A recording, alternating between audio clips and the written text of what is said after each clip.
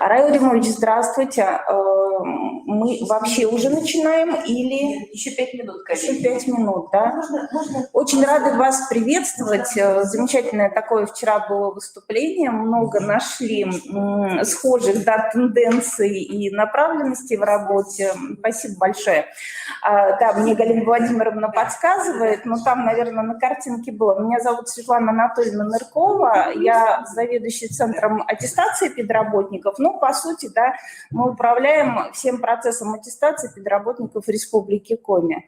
И, безусловно, я вчера даже смеялась, когда в полной мере поняла, что все это управление – это как управление рисками. Так что вот разные идеи сразу появились. Спасибо вам большое. Такое замечательное профессиональное взаимодействие. Поэтому я с вашего разрешения, когда мы уже начнем, да, несколько вступительных слов скажу. Хорошо? Уважаемые коллеги, кто к нам подключается, пожалуйста, в чате обозначьте свою образовательную организацию и вашу роль в проекте, что вы действительно школа-лидер. У нас сейчас проектная сессия именно для руководителей школ-лидеров проекта. Угу. И пока мы, опять же, да, мы еще не начали, мы пока у нас рабочий, да, вот такой контекст беседы. Я, честно говоря, вчера попросила методиста просто вот объявление бросить по нашим адресам. У нас эксперты, члены аттестационной комиссии, чтобы тоже вас послушали, да, потому что вот ряд моментов, да, вот действительно пересекается с теми технологиями, которые мы реализуем. Ну и, безусловно, руководители тоже. То есть вот действительно после вчерашней встречи уже утром мы такое письмо отправили. Но люди понимают, что они могут увидеть и запись, да, которые зарегистрировались, да, поэтому вот к вечеру я смотрю, да, силы народа ослабевают, они как-то 80 человек входят, да, в 2 часа дня, потом уже около 30 остается вечером. Можно начать. Угу. Ну, начинаем. Откройте. Потом я. Я модератор. Так, ну чуть-чуть тогда еще. Видео можете выключить на полсекунды?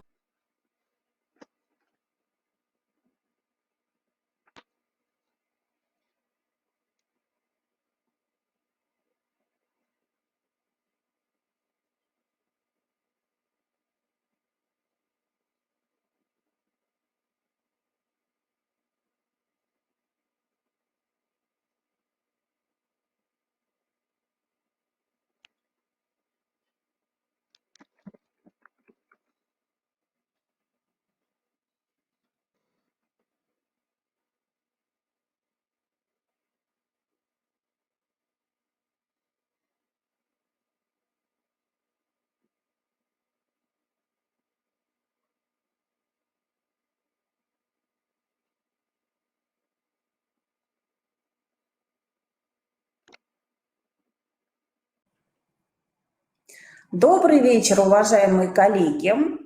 Мы рады вас приветствовать на второй проектной сессии по развитию управленческих компетенций директоров школ участников проекта.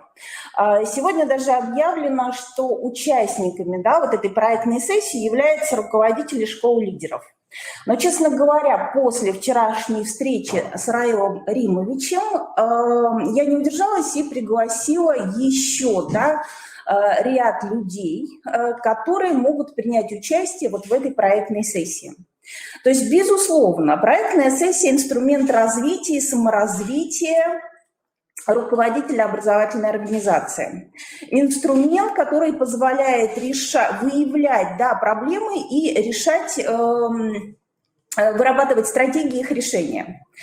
С нами сегодня Хусамов Раил Римович. Раил Римович – кандидат наук, он доцент Федерального университета Казани.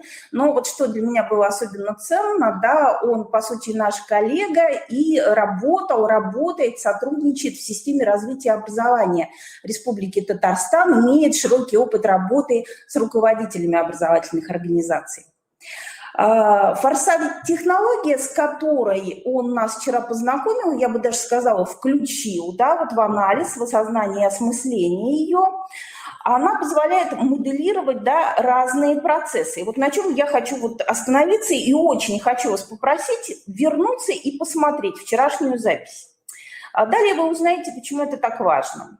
Итак, первая составляющая – управление рисками. Да, когда мы стали рассматривать вчера на вебинаре подходы к управлению рисками, то я совершенно четко осознала, что наша республиканская модель аттестации педагогических работников и в целостности ее технологий, так и по отдельным технологическим процессам однозначно, да, это процесс управления рисками, и мы занимаемся этим ежедневно. Даже есть такая задумка, ближайшие наши вебинары провести именно в этом ключе. Это с одной стороны. С другой стороны, да, уважаемые коллеги, технология проектирования программ по улучшению качества образовательных результатов, да, которые мы тоже вчера коснулись, она может использоваться как инструмент работы управленческой команды на уровне муниципального образования, да, собственно, республики тоже, да, и отдельные образовательные организации, потому что такого рода процессы, да, действия, операции, они есть в деятельности каждого человека, и как вчера Раил Римович сказал, 20 на 80, да, те самые 20 обязательно это делают, да, причем каждый на рабочем месте. И вторая сторона, такая некая интрига нашей сегодняшней проектной сессии, она связана не только с тем, да, что школы-лидеры, да, школы, которые решают проблемы, да, улучшения качества образовательных результатов, но есть еще направление, связанное с тем, что в течение 2 ближайших лет мы с вами, коллеги, ожидаем внедрения новой модели, да, аттестации руководителей образовательных организаций. Уже проекты документов мы видим в интернет-источниках. Проектные модели при этом, да, федеральных диагностических материалов для оценки компетенций руководителей, они включают в себя несколько составляющих. То есть это тестовые задания, которые измеряют управленческие компетенции. Но это и задания, это уже кейсы на принятие управленческих решений, которые позволяют компетентность измерить, да, собственно, действующего руководителя.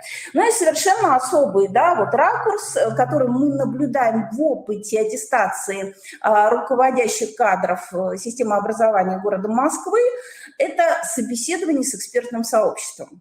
То есть таким образом, да, мы должны обеспечить, да, и обеспечить такую прогностическую, да, опережающую готовность наших управленцев к новой системе аттестации. Мы всегда и в работе с педкадрами мы с вами действовали в режиме опережающей подготовки, завтра об этом поговорим.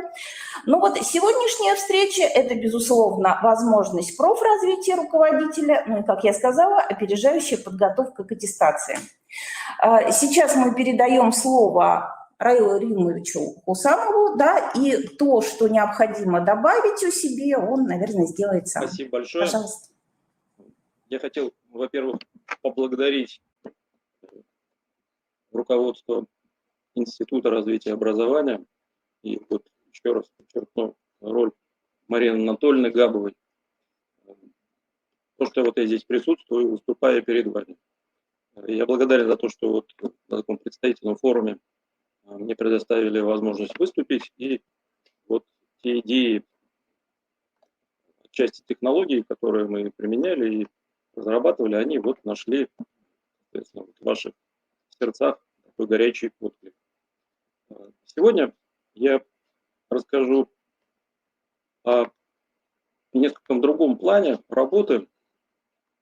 Эта работа посвящена тому, что есть такая технология, она называется Assessment Center. Я являюсь сертифицированным специалистом по ассессменту, и сегодня мы постараемся эти вопросы обсудить, каким образом можно использовать методологию и, так скажем, потенциал в этой технологии в развитии управленческих компетенций директоров школ. В принципе, такие же вещи можно делать и с педагогами, так скажем, с активом, теми командами, которые есть, которые хочется нарастить потенциал. Ну, если будут какие-то вопросы, как и вчера, я готов ответить и в течение нашей встречи, ну и в самом конце. Я думаю, начнем. Я предоставил, я буду рассказывать по презентации, и поэтому Если будут какие-то такие дополнительные вопросы, повторяюсь, пожалуйста, можно их тут же в чате обозначать по контексту, либо, соответственно, потом уже мы можем обсудить на уровне рефлексии. Итак, первое.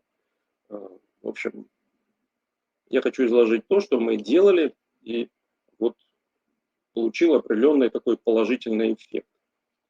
Итак, технологии на основе тренинги на основе технологии Assessment Center. Я заявлял, если полностью говорится о выступлении, тренинги для руководителей школ и педагогов образовательных на основе технологии Assessment Center. Мы постараемся обсудить, насколько позволяет нам регламент, 4 вопроса. Первый вопрос – это понятие компетенция. Второй вопрос – модель профессиональной компетенции руководителя образовательной организации. Третье – краткое такое посвящение, что это за метод такой, можно по-разному называть, но вот он, в принципе, называется Assessment Center. И четвертый – пример применения Assessment Center в тренинге. Это будет такой короткий пример, и, возможно, вот у нас что-то получится. Я на это надеюсь.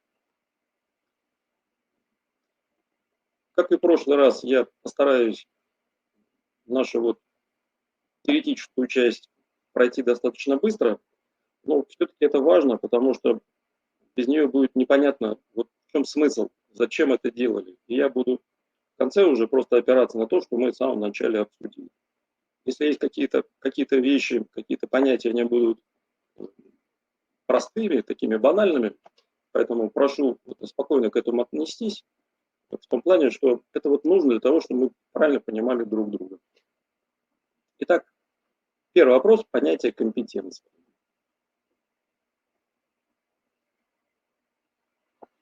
Есть достаточно много различных определений. Я остановился вот на этих двух. Первое определение – это компетенция, это способность применять знания, умения, успешно действовать на основе практического опыта при решении задач в определенной сфере. Вот такое достаточно широкое определение.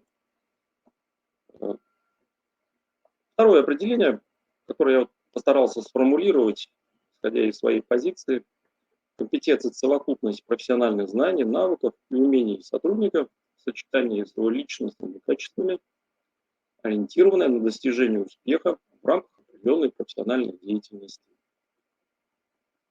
Какие есть смысловые нагрузки термина компетенция? Их достаточно много, и мне кажется, их нужно проговорить, чтобы понимали, тоже подразумеваемые вот по слову компетенция. Наиболее первая, такая традиционная, это юридическая смысловая нагрузка. То есть компетенция – это круг прав, полномочий какого-либо органа или должностного лица. То есть, например, компетенция руководителя, да, это означает принимать решения. Если мы обсуждаем, например, педагога, то педагог принимает решения, конечно, уже педагогические, а не управленческие. Вот о чем идет речь. Вторая смысловая нагрузка такая лингвистическая. То есть это личностная способность успешно владеть каким-либо языком, который позволяет правильно выражать мысли и отличать правильное предложение от неправильного. Вроде бы такие банальные вещи. Знаете, когда сидит ребенок и не понимает, о чем говорит учитель, или пытается с большим трудом перевести на свой язык, конечно, учеба она будет достаточно с низким результатом.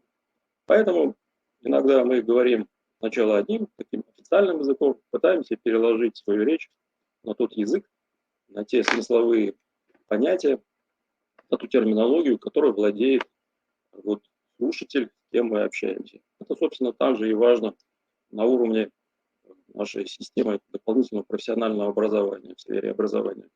Почему? Потому что это зависит, либо мы работаем с молодыми учителями, либо работаем с директорами, либо работаем с каким-то другим контингентом.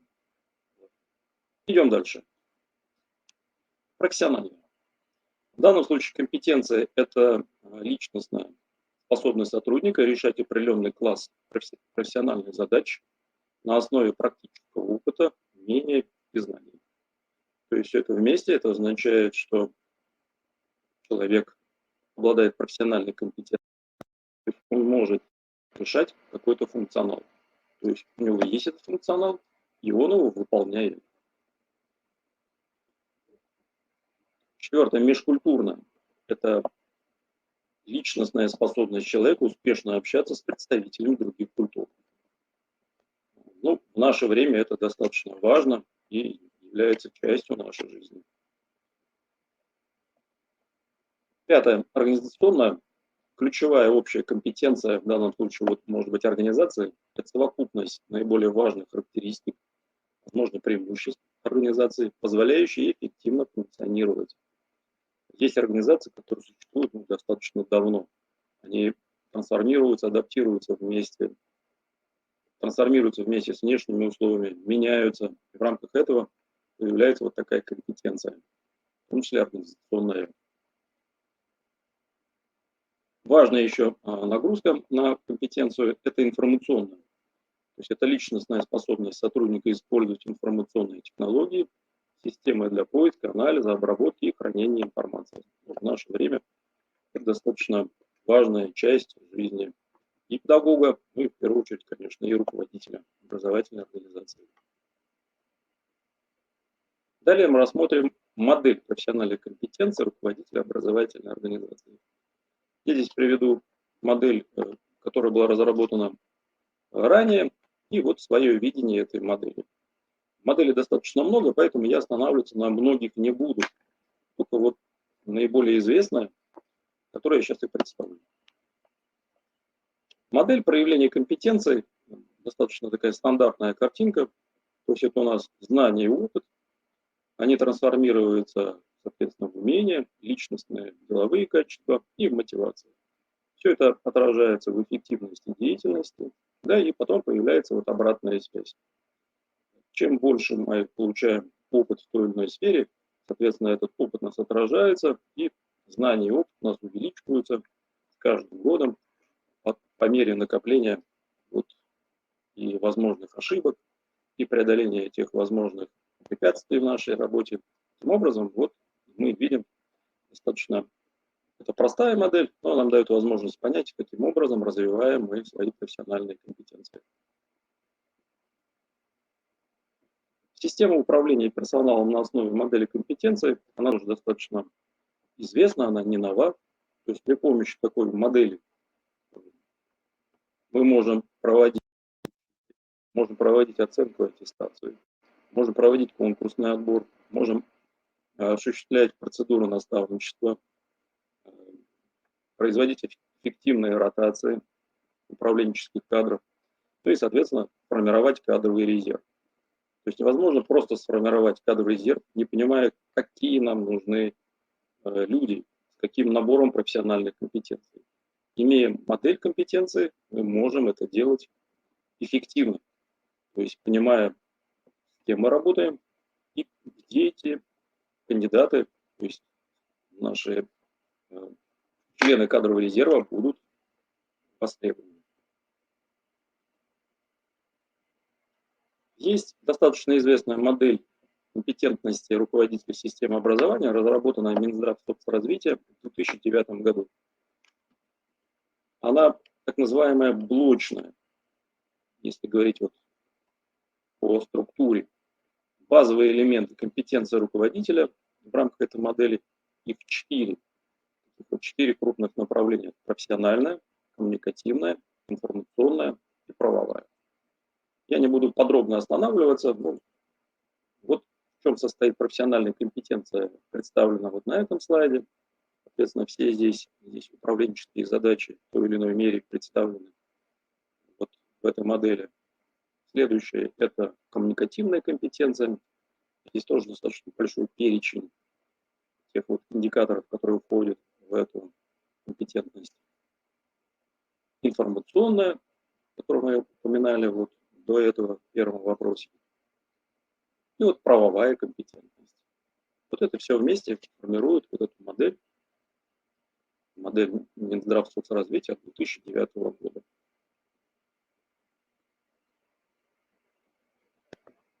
Можно рассмотреть трехуровневую модель профессиональной компетентности руководителя образовательной организации. Она состоит из следующих элементов.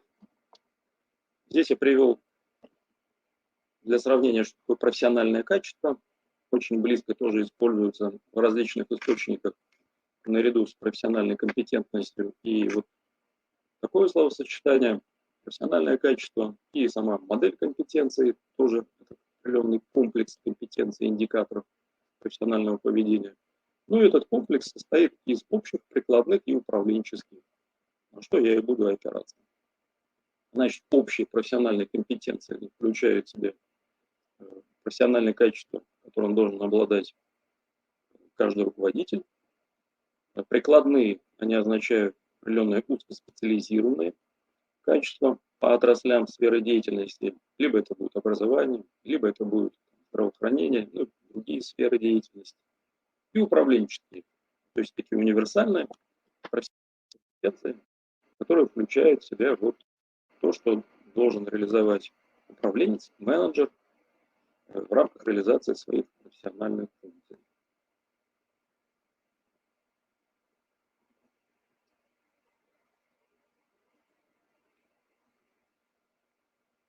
Далее, здесь я представляю общие профессиональные компетенции. На мой взгляд, вот к ним можно отнести, соответственно, вот знания, навыки, умения, способности. Среди вот способностей я отметил, вот, это уже такое с позиции уже оценки или кадрового аудита, такие компетенции, как ориентация на результат, способность к саморазвитию, способность к общению, то есть коммуникативной, и, соответственно, вот командная работа. Далее, прикладные профессиональные компетенции здесь представлены на этом слайде. Это, и, соответственно, и способность в области организации учебной деятельности, принятия, разработки педагогических решений, ну и все, что связано вот с педагогической деятельностью. То, что мы рассматриваем, поскольку мы рассматриваем руководителя образовательной организации. Ну и последнее – это управленческие профессиональные компетенции. Здесь нужны знания и в области экономики, правового обеспечения образовательной деятельности, управления. Навыков достаточно много, они могут совпадать с основными управленческими функциями. Мы их прекрасно помним, мы знаем, да, планирование, организация, мотивация, контроль, принятие управленческих решений. Ну и способности я здесь отметил 3 направления. Это стратегическое мышление, поскольку руководитель должен разрабатывать стратегию и мыслить именно такими стратегическими категориями. Системный подход и, соответственно, вот лидерские качества, лидерские способности. Подчеркиваю, этот перечень он может различаться в зависимости от оценок, то есть от цели оценки. Ну, мы вот такой набор использовали в рамках проведения процедур, связанных с кадровым аудитом или ассессментом. Вот такое вот теоретическое погружение. Что касается методов оценки профессиональной компетенции руководителя. Их может быть достаточно много. Традиционно это вот аттестация в различных формах, может быть структурированное интервью, может быть управление по целям, управление эффективностью, метод 360, который используется, конечно, традиционно в бизнес-структурах, и соответственно, метод центра оценки – это синоним, либо вот assessment центр. Есть индивидуальный, есть групповой. Есть такая стандартная таблица, в рамках которой описываются и вот рассматриваются все эти методы. Ну, и прошу обратить внимание на assessment центр, где он может использоваться достаточно вот эффективно, либо в применении с другими, в совокупности с другими методами. Валидность использования этих методов, тоже есть такая экспертная оценка, она вот представлена здесь. Дело в том, что вот все эти методы обладают разной точностью, и по мнению многих экспертов, Assessment Center, он обладает наибольшей точностью за счет снижения субъективности оценок. Вот сегодня я вот далее рассмотрю, почему это происходит, вот такая достаточно большая вот точность, за счет чего это происходит. Это вот экспертное мнение по поводу вот потенциала метода Assessment Center. Теперь краткая информация, что же такое вот метод Assessment Center, в чем его смысл, особенности, преимущества, недостатки. И постараемся с вами это обсудить. Центр оценки или Assessment Center – это комплексный метод диагностики, потенциальной успешности, профессиональной деятельности, включающий в себя набор различных частных методов, основой которой является оценка поведения участников группой наблюдений наблюдателей-экспертов в моделирующих упражнениях. Согласен, это достаточно сложная такая логическая конструкция, но ключевыми словами здесь является метод диагностики потенциальной успешности, который осуществляют вот наблюдатели-эксперты. И вот последнее моделирующее упражнение. То есть это определенные модели, в рамках которого есть модели, на основании которых строятся моделирующие упражнения, и наблюдатели-эксперты, вот, сертифицированные специалисты, они потом выносят оценочные суждения. Целью ассессмента, если говорить коротко, если точно, ассессмент-центра является следующее. Это оценка потенциальной успешности профессиональной деятельности. Эта задача может быть решена конкретно, например, должность какой-то организации, либо по типу деятельности, определенный уровень управления. Это может быть, если, например, говорить с точки зрения бизнеса, это может быть топ-менеджеры, то есть руководители высокого уровня, если это очень крупная организация. Это может быть middle management, то есть руководители среднего звена.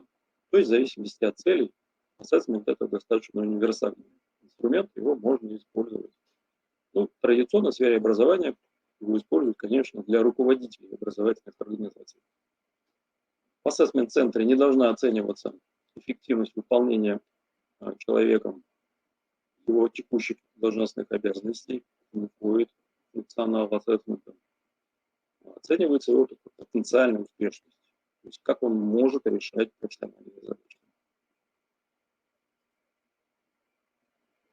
Какие задачи ставятся перед ассессментом? Первое – это отбор, возможно, отбор в кадровый резерв, управленческую команду. А далее определение направлений индивидуального развития человека. То есть на основании результатов ассессмента можно человеку показать те компетенции, которые у него сильные, те компетенции, которые у него каким-то образом западают, либо до этого они были развиты, но в течение времени произошло снижение активности в этих направлениях. Третье – это определение направления развития совместной деятельности. Такое достаточно крупное не для одного человека, а для нескольких специалистов. И еще одна важная часть задачи ассессмента – это является как раз обучение в процессе ассессмента. Что, собственно, говорит, о чем я и сегодня и беседую. Основные этапы проведения этого метода. Коротко расскажу, что сначала происходит выбор экспертов, либо это штатные сотрудники, прошедшие соответствующее обучение, либо сторонние эксперты. Разработка оценочных процедур, соответствующая профилю профессиональных или управленческих профессиональных компетенций. Подготовка документации, то есть подготовка оценочных листов, график, организация всех этих мероприятий. На пятом этапе это проведение самого метода. Есть достаточно разные версии, то есть это может быть и 3-4 часа, это может быть и 1 день, может быть 2 дня, в зависимости от тех целей, которые ставит заказчик или, соответственно, организация, которая хочет проводить такую технологию оценки. После этого происходит обработка, анализ результатов. Это достаточно длительный период, который осуществляют уже ассессоры, то есть специалисты. Мы сначала наблюдаем, а потом это обрабатываем. Достаточно длительный промежуток времени это происходит. Потом готовится итоговый отчет, индивидуальной экспертной оценки участников этого мероприятия и предоставление отчетов заказчиков для принятия решений. Я здесь представил, на мой взгляд, достаточно понятную иллюстрацию. Я постараюсь ее объяснить. Ну, мы смотрим и обсуждаем и думаем по-разному. Кто-то на слух воспринимает, кто-то картинками. Я могу сразу сказать, я мыслю картинками, поэтому, когда я вижу картинку, я, в принципе, уже и не слушаю говорящего товарища, спикера, и пытаюсь сам сообразить, что здесь есть. Я вот специально для таких товарищей я периодически картинки вставляю. Думаю, они и сами разберутся без меня. Но в любом случае, я сейчас постараюсь объяснить. Так вот, есть наблюдаемое событие, сам процесс, функционал. Это примеры поведения в какой-то профессиональной деятельности. На основании анализа выбираются наиболее типовые образцы поведения в профессиональной деятельности. Вот модели поведения, допустим, руководителя. То есть разбираются типовые ситуации руководителя, каким образом он должен принимать решения. Есть стандартные вещи. То есть возникла ситуация нештатная, как принимает руководитель решения. Штатная ситуация, каким образом он принимает решение, насколько эффективно. Он принял решение, дал поручение, как он его выполняет. То есть это организация исполнения решения. То есть таких ситуаций может быть достаточно много. И вот в ассессменте проводится анализ профессиональной деятельности, определяются образцы поведения, на основании которых можно сделать или принять вывод. Хорошо выполняет свои функции, в нашем случае руководитель образовательной организации, либо не очень хорошо, то есть не очень эффективно. И в рамках этого, после этого описывается определенное понимание того, как он должен принимать эти решения. Так вот, на этом вся вот подготовительный этап в этих вот 3 квадратах заканчивается. То есть таким образом подготавливается тот инструмент, который называется ассессмент. После этого организуется сама технология, то есть проводятся такие моделирующие упражнения, в рамках которого наблюдатели, то есть эксперты, они смотрят примеры поведения и сравнивают с образцами поведения, которые должны быть. Ну, может быть, оно выглядит немного как-то так формализованно. На самом деле это такое живое общение, в рамках которого люди не замечают, что за ними наблюдают и делают определенные выводы. Вывод потом формируется посредством нескольких индивидуальных оценок. То есть этот метод он подразумевает наличие нескольких экспертов. Каждый эксперт самостоятельно наблюдает, делает выводы, а потом уже все эти индивидуальные оценки сводятся в определенную единую. Эксперты обсуждают, может быть, кто-то не так заметил, может быть, он заметил какую-то особенность, а другие не заметили. И в рамках этого вырабатывается экспертное мнение по каждой компетенции, которая оценивается. Как правило, оцениваются во время ассессмента от 7 максимум до 12-15.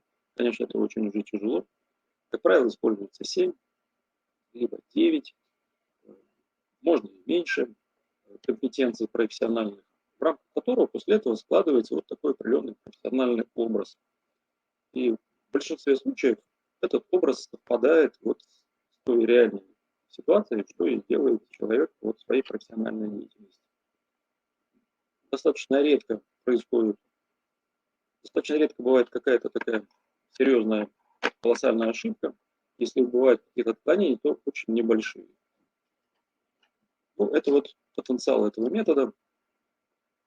Метод достаточно в этом плане и трудоемок, и дорогостоящий, но с другой стороны он дает такие вот результаты с точки зрения того, на что, каков потенциал руководителя, куда ему дальше двигаться.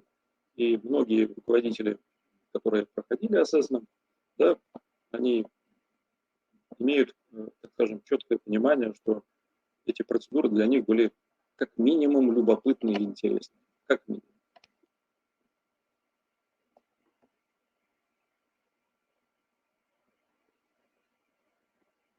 прежде чем пойду дальше, вот с этим материалом все понятно?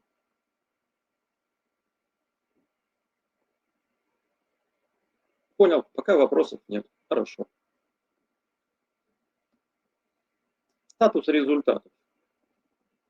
Результаты ассессмента, они должны использоваться только при принятии решений, связанных с улучшением деятельности организации и персонала.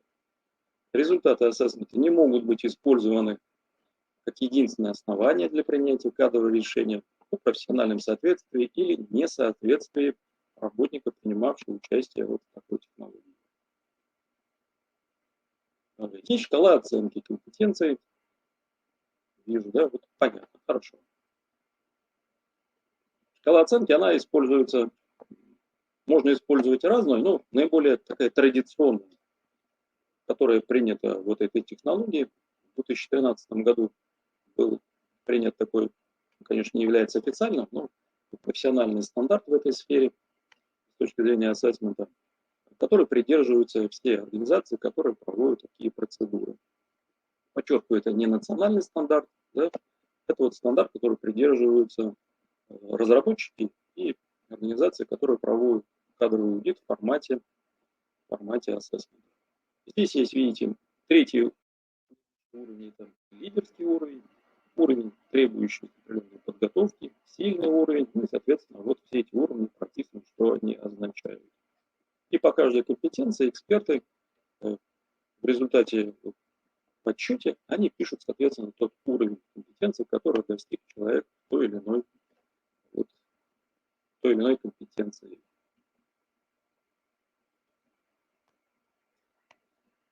Далее я хочу рискнуть, все-таки у нас формат необычный, такой дистанционный. Обычно, конечно, все эти процедуры, я имею в виду кадрового аудита, проводятся вживую, при живом общении. Марина Анатольевна меня попросила что-то вот сделать интересное. Я постараюсь это сделать. И это я сделаю, конечно, только при помощи вас, потому что эта процедура направлена на вас. И поэтому я надеюсь, что у нас что-то из этого выйдет хорошее. Так вот, пример применения ассессмент центра. Я попрошу коллег, в том числе Марину Анатольевну, и также попытаться ответить на эти вопросы, которые я сейчас буду задавать. Ну и после этого сделаем мы вывод или определенную рефлексию. Хотел спросить коллег, которые вот в том числе подошли. Все готовы? То есть никто не отвлекается, да? То есть готов пройти небольшой тест. Есть ли у нас готовность? Может быть, какие-то сигналы нам дадут? Я вижу, Ващенко, Наталья готовы.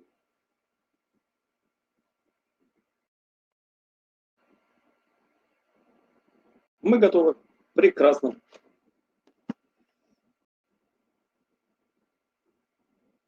Любопытные плюсы какие-то идут. Ну, видимо, плюс это плюс. Я понял, это хорошо. Итак, пример применения. Возможно, кто-то и видел этот тест. Может быть, кто-то и нет. Ну, посмотрим, по-разному бывает. Итак, уважаемые коллеги, мы пройдем тест. Он может быть достаточно известен, особенно среди психологов. Перед вами представлены 5 геометрических фигур: квадрат, прямоугольник, треугольник, круг и вот такой зигзаг. Так вот, вы можете взять, вот под рукой у вас есть какой-то, наверное, листочек, или его нет, тогда возьмите его, возьмите листочек, возьмите ручку, соответственно, вот проранжируйте, сначала выберите фигуру, которая по каким-то загадочным, непонятным для вас причинам является наиболее привлекательной. Вот вы смотрите на какую-то фигуру, да, и думаете, мне нравится вот именно, допустим, вот квадрат. И ставите вот рядышком, ну или, соответственно, вот где-то там себе чиркаете цифру 1. То То есть вы таким образом ранжируете все фигуры. Ну, допустим, вы выбрали, допустим, на первом месте у вас треугольник, допустим, на втором месте другая фигура. Нужно все фигуры проранжировать. Вы поняли задачу?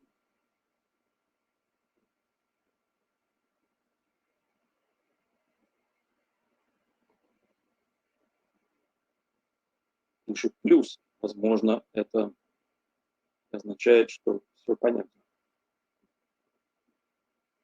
Да-да, все прекрасно. Я немного жду, чтобы все ответили на вот этот небольшой тест. Прекрасно сделано. Связь у нас, конечно, необычная, но что делать?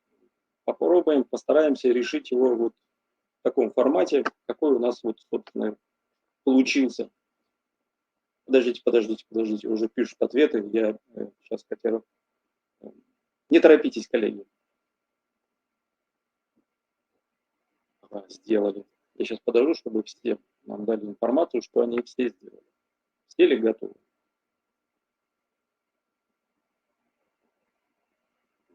Выполнено. Хорошо. Пишет Эльвира Александровна.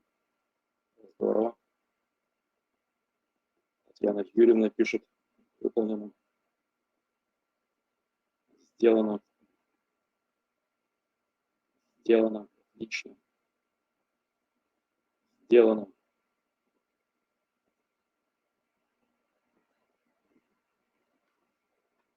Хочется продолжение. Сделано в России. На самом деле это тест, да, российский.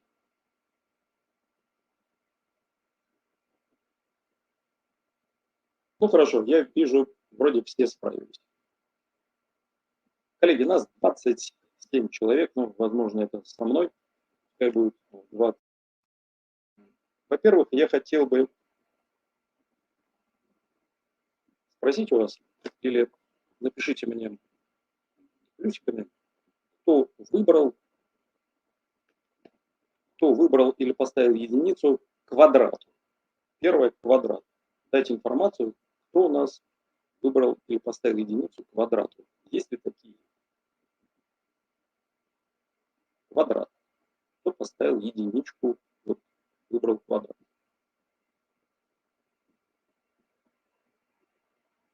Квадрат n. Ну, пока напишем 0. Квадрат. Далее прямоугольник. Если у нас кто-то выбрал прямоугольник. Прямоугольника вижу тоже нет. Идем дальше. Дальше у нас треугольник.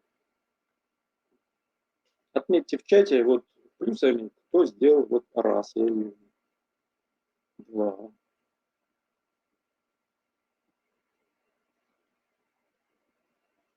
Есть у нас еще, в кавычках, треугольники?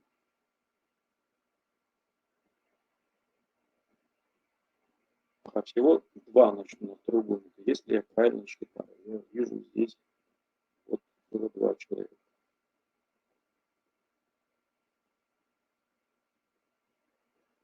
Хорошо. Далее круг. Кто выбрал круг? Раз, 2, 3, 4.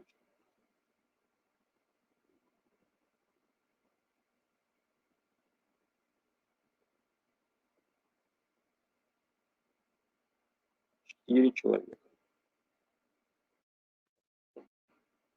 4. Один тут еще пишет. 5. Надежда Максина пишет.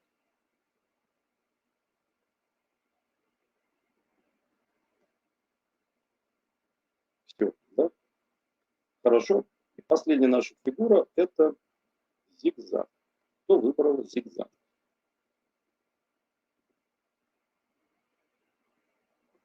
Раз. Елена Королева. Татьяна Юрьевна у нас пишет зигзаг.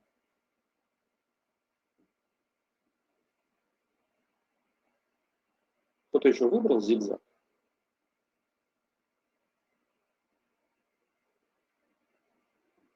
Нет, да? Хорошо. Будем подводить итоги. Вот всего у меня участников представлено, статистика мне дает 26 человек, но информацию мне предоставила несколько меньше. Сейчас скажу. 1, 2, 3, 4, 5, 6, 7, 8, 9 человек. 9 из 26, вот они прошли этот тест. Ну, если бы у нас было бы очное мероприятие, прошли бы, конечно, все, но в данном случае у нас, конечно, все по желанию, поэтому будем подводить итоги.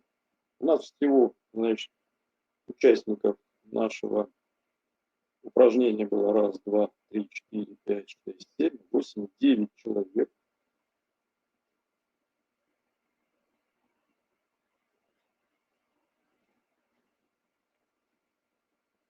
Если брать пропорцию, то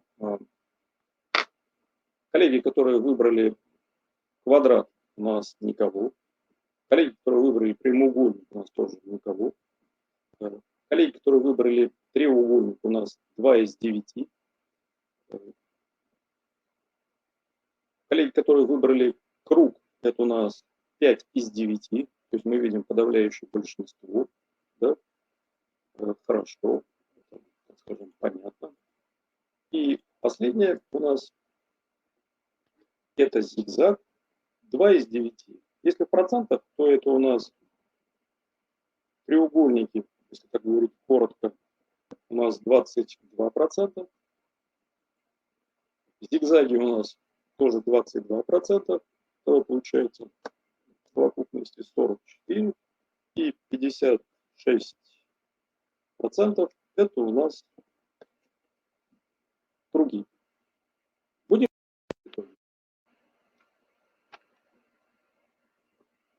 Что должен сказать вам, уважаемые коллеги?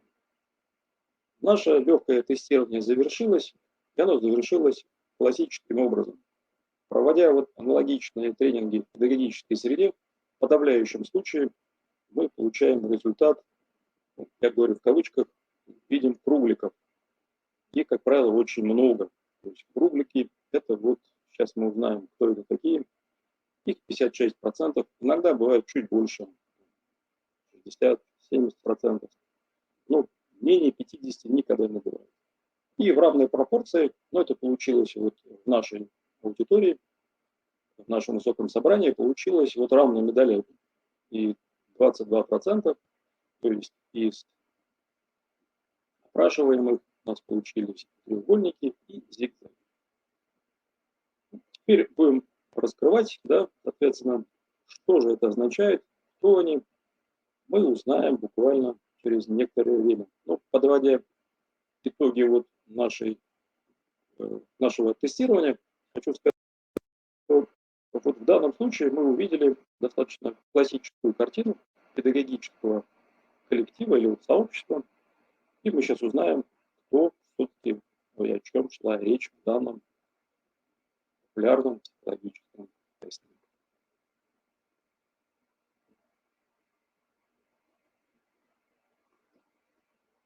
Итак, кто такие квадраты? Кто люди, кто выбирают преимущественно квадрат?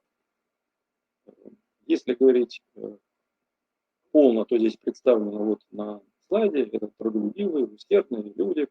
Ну, если говорить более простым языком, да, квадраты – это люди, которые называются перфекционисты, отличники, которые стремятся завершить дело до конца. Среди нас есть такие люди, ну, может быть, сегодня они вот не выбрали, или, соответственно, вот сегодня отсутствуют, но эти люди есть в образовательных организациях.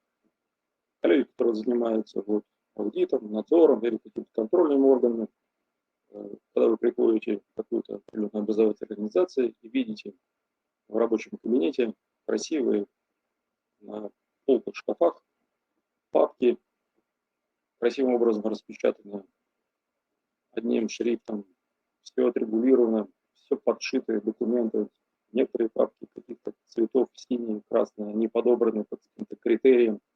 И это происходит, ну, достаточно любопытны и всегда. Эти люди, они нам дают возможность существовать в том плане, что они нам дают возможность сделать эту работу до конца. Сложно дать человеку проектную работу, которую нужно сделать, отправить завтра. Перфекционист может не успеть. Он скажет, я не выполнил работу, потому что она не того надлежащего качества. В этом плане квадраты, они восхищают нас, в том плане, что они делают работу максимально эффективной. Это такие трудоголики, да, которые вытягивают на себе огромный функционал, в том числе вот образовательной организации. Далее прямоугольники. Прямоугольники, говоря современным языком, это новаторы. Новаторы, люди, стремящиеся сделать проекты, да, то есть люди проектного плана. У нас тоже есть такие представители в нашей профессиональной среде, которые умеют делать разные проекты, разнообразные. Они успевают это делать. Да. То есть это мультимашины. Он может одновременно делать несколько задач. Простых, но он все это помнит, выполняет, помнит дедлайны по каждому проекту, каким-то образом умудряется все это выполнять. Это у нас были вот квадраты и прямоугольники. Среди нас их нет, но я так немного формирую интригу, чтобы мы подошли теперь к главному, а именно треугольники, круги и зигзаги. Сегодня, сейчас мы это узнаем. Итак, треугольники. Напоминаю, у нас было два треугольника, 22%. Треугольники – это классические лидеры, то есть это вот такие руководители, которые, я их называю, руководители стрела, то есть они достигают цели при любых обстоятельствах. Треугольники очень сильные вот руководители в том плане, они очень целеустремленные. У них есть для этого такая необходимая компетенция, то есть они понимают, есть цель, они должны ее достичь. Иногда треугольники проявляются в очень раннем детстве, то есть в раннем, скажем, не проявляются с самого начала. То есть это такие вот личности, которые обладают способностью достигать целей и, соответственно, формировать вокруг себя такую определенную управленческую команду. Треугольники – это достаточно неудержимые в том плане личности, энергичные, которые вот стараются достичь этой цели. И хочу констатировать, что среди нас есть такие. Вот два человека у нас выбрали треугольник. Далее наиболее известный знак с точки зрения педагогов – это круг. Прошу обратить внимание, кто такой педагог. Это самая доброжелательная из 5 фигур. Он обладает высокой чувствительностью, то есть эмпатией. Педагог умеет понимать другого человека, умеет понимать ребенка. Он ощущает, ему умеет сорадствовать, то есть получает удовольствие от радости другого человека, радуется победам своих детей и учеников. Он чувствует боль такую же, как чувствует его ученик. То есть он счастлив тогда, когда ладит все вокруг. Это, соответственно, вот наш педагог. Он стремится найти общее, даже в очень сложных, противоположных точках зрения, то есть он ищет какое-то компромиссное решение. И я с удовольствием констатирую, что в данном случае у нас половина из участников нашего, соответственно, проектной сессии сегодня, да, они обладают яркими педагогическими качествами, да, в данном случае это вот. Подчеркиваю, что я такие процедуры проводил, но, может быть, не в таком формате достаточно много, и в подавляющем случае педагоги, да, они проявляют себя вот именно таким образом. Потому что подавляющая часть руководителей педагогических организаций, они, конечно, в первую очередь педагоги, имеют классическое педагогическое образование, да, и в рамках этого они пришли на управленческие функции из педагогической среды. И последняя интрига. У нас есть два человека, Сейчас мы про них тоже кое-что интересное узнаем. Вы готовы, зигзаги?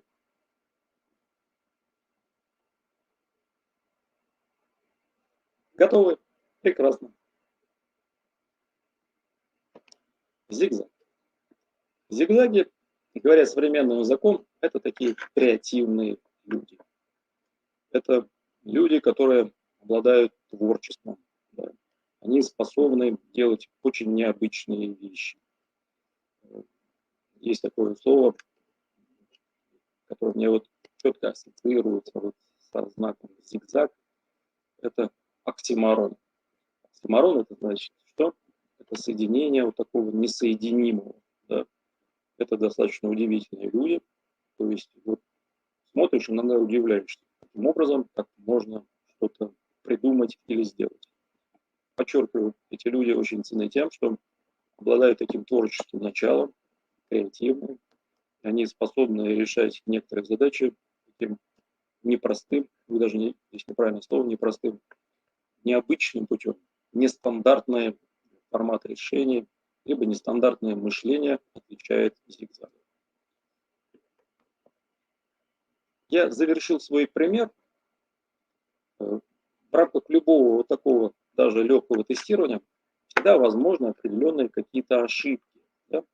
И мы это, конечно, обсудим. То есть это обыкновенная технология, но и в любой технологии могут быть какие-то ошибки. Да? Поэтому я хотел спросить коллег, может быть, кто-то не согласен вот с той оценкой, которую сейчас вот получил, ну даже не оценка, а вот определенная характеристика небольшая. Есть ли такие, которые смотрят на это и удивляются? Я не такой. Есть ли у нас ошибка? Была такая?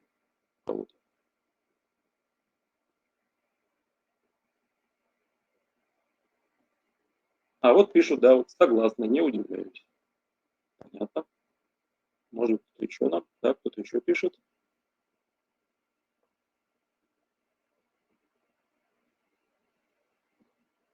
Все верно. Наверное, это я.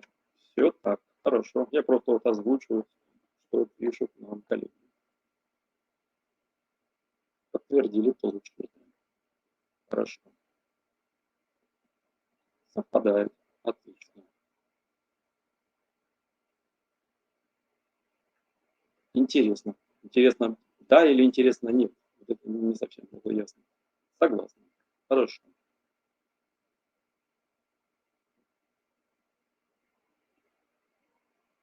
Сейчас мы ждем. Сейчас коллега пишет что-то.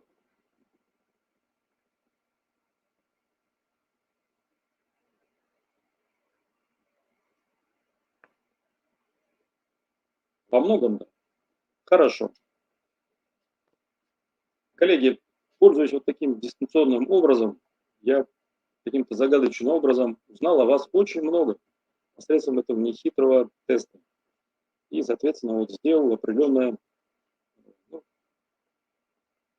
трудно назвать это таким ассессментом, но все-таки эта процедура в той или иной степени, вот тот пример, который я сегодня показал, да, это просто вот маленький того, что можно сделать и что мы делали в рамках вот ассессмента.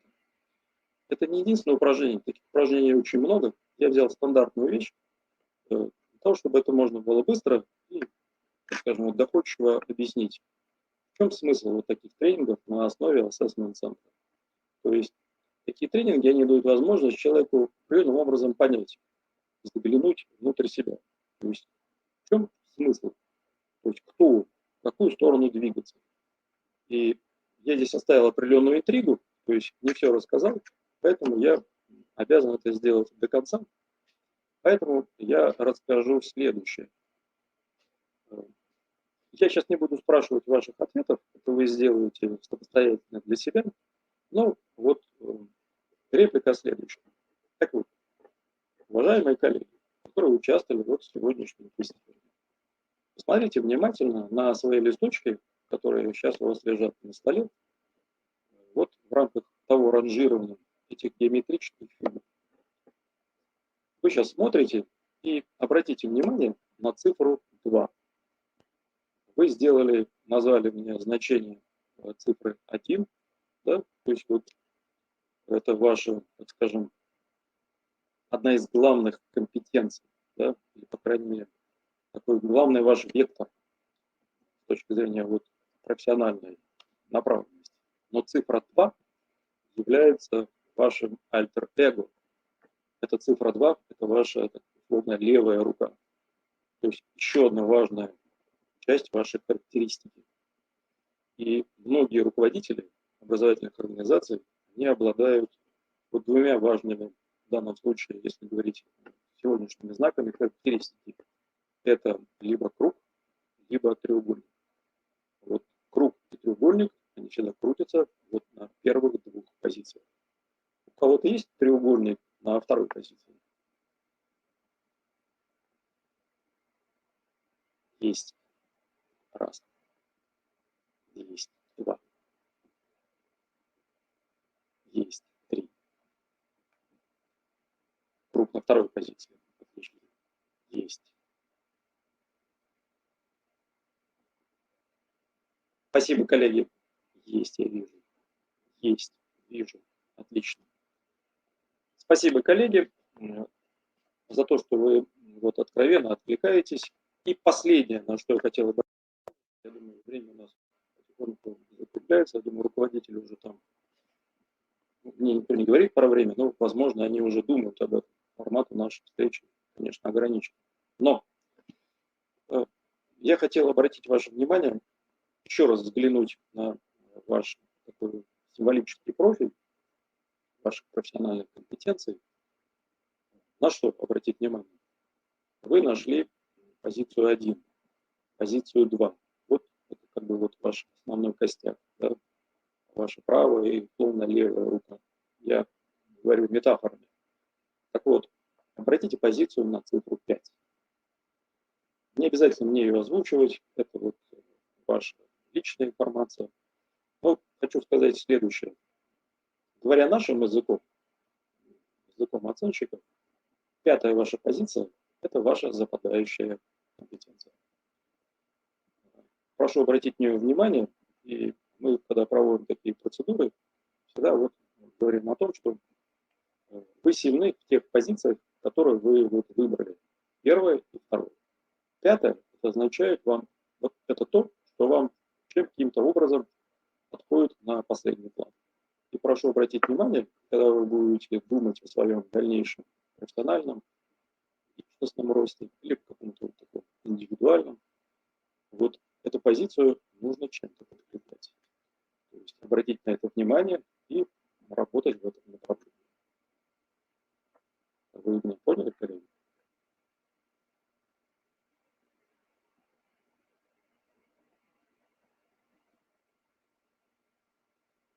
Да, вот мне пишут руководители, что они поняли.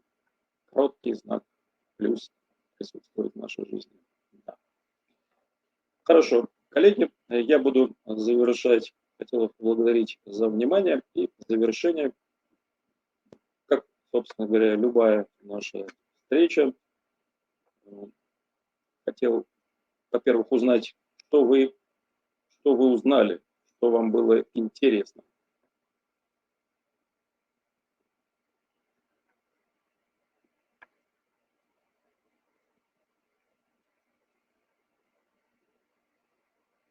Хорошо, если все, это впечатляет.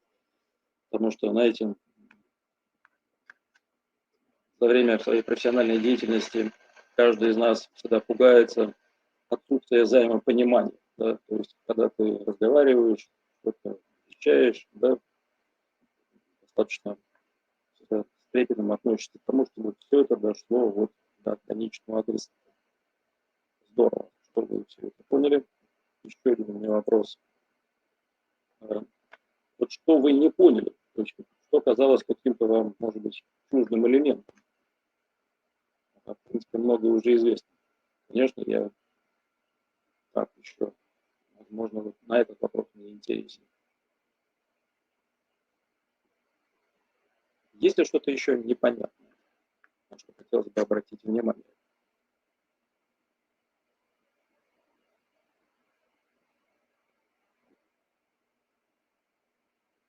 Хочется узнать про другие упражнения ассессмент центра. Я вам сказал, что по поводу других упражнений, это моделирующее упражнение. Каждое моделирующее упражнение, оно направлено на каждую управленческую функцию.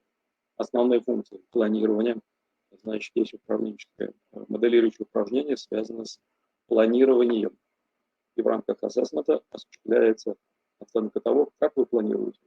Либо это будет план краткосрочный, оперативный, либо долгосрочный. И так по каждой функции могут быть моделирующие упражнения. Некоторые моделирующие упражнения, они имеют комплексный характер. То есть вы выполняете, а потом оценщики смотрят, как вы это выполняете. Это может быть и задание в письменной форме, может быть и задание. И в рамках этого комплексного задания можно оценить сразу несколько управленческих функций. Это может быть и командная работа. То есть в командной работе определяется, каким образом вы выстраиваете свои профессиональные компетенции с точки зрения коммуникации, принятия решений, согласования и так далее. Вот я постарался ответить на ваш вопрос. Что касается других упражнений.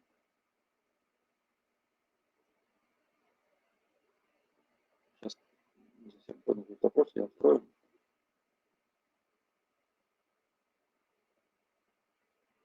Как технология ассессмент-центра соотносится с традиционным тестированием руководителя, который проводит в отношении претендента на руководящую должность, в том числе детектора. Ну, по поводу детектора, вот ассессмент-центр к этому не имеет какого-то отношения, то есть это совершенно отдельная функция. А по поводу традиционного тестирования, то есть, как правило, ассессмент-центр – это комплексная процедура, он используется, он дает результат больше, чем, соответственно, вот, тестирование. Ну, я вижу вот руководителя, поэтому завершаю. Если вы хотите что-то узнать, но об этом, собственно говоря, уже проговорили. И завершаю я, конечно. Спасибо за внимание.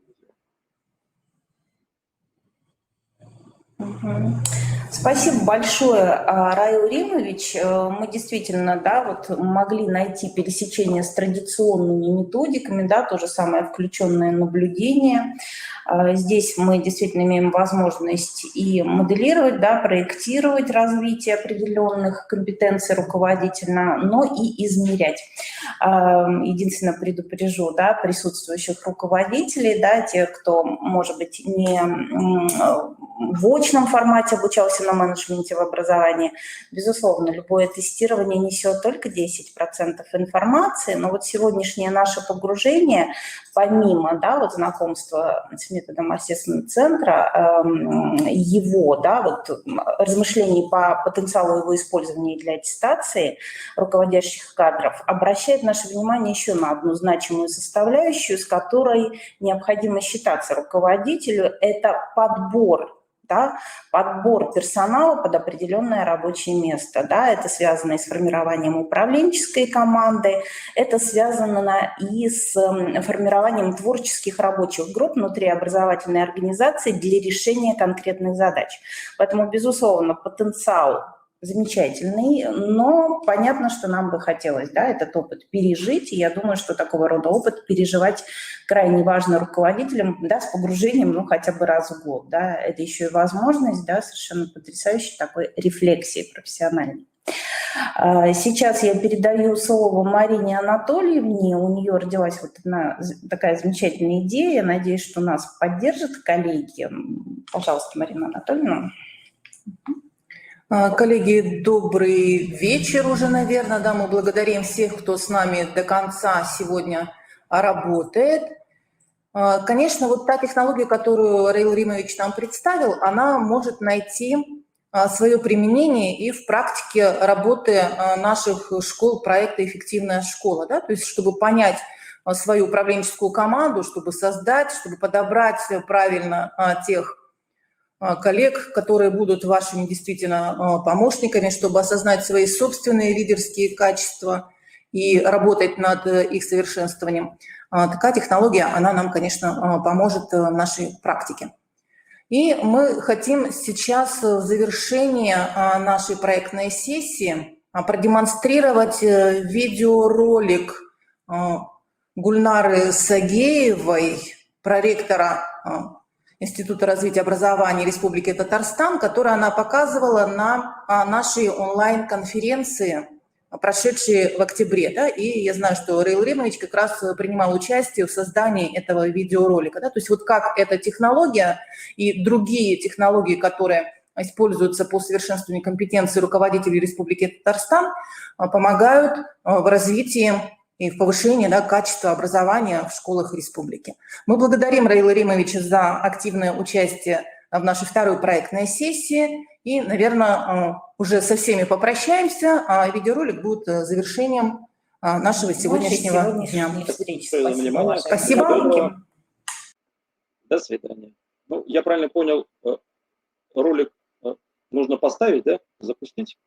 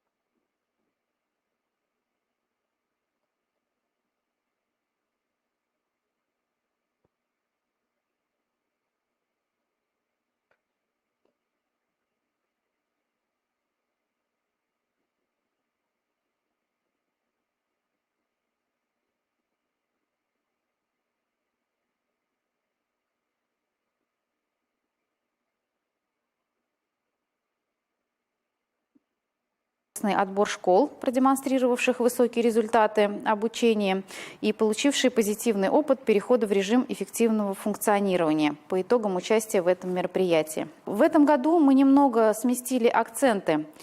Если до этого мы больше работали с учителями-предметниками, то с этого года большой фронт нашей работы занимают руководители образовательных организаций, и мы это сделали целенаправленно и попытались взаимодействовать с ними через различные формы работы, через тренинг-диагностику по развитию и совершенствованию компетенций руководителей, через курсы повышения квалификации, где итоговой аттестацией стала защита проекта программы развития образовательной организации. Поэтому, помимо этого, была проведена стратегическая сессия, и еще предстоит провести семинар «Особенности организации сетевого взаимодействия». Несколько подробно остановлюсь на тренинг-диагностике по развитию и совершенствованию компетенций руководителей. Помимо того, что основная цель – это, конечно же, выявить их компетенции руководителей, наиболее успешные и западающие компетенции. Целью было еще и то, что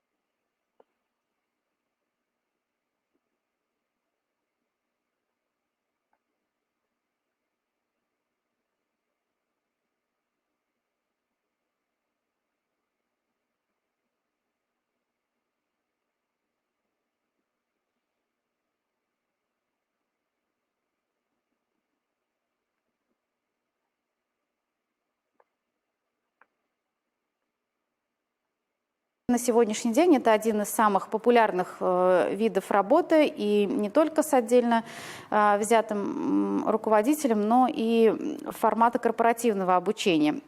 И для нас было очень важно интегрировать стратегическую сессию в процесс обучения и не делать из этого какого-то значимого события.